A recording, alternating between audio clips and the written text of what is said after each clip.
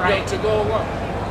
What they would do is, Geon rigid vinyl is basically PVC. right, okay. So that you can tell, but it's thinner than what you're normally finding in piping.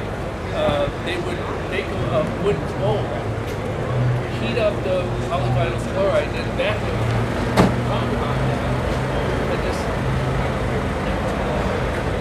let you go. So you keep. I am.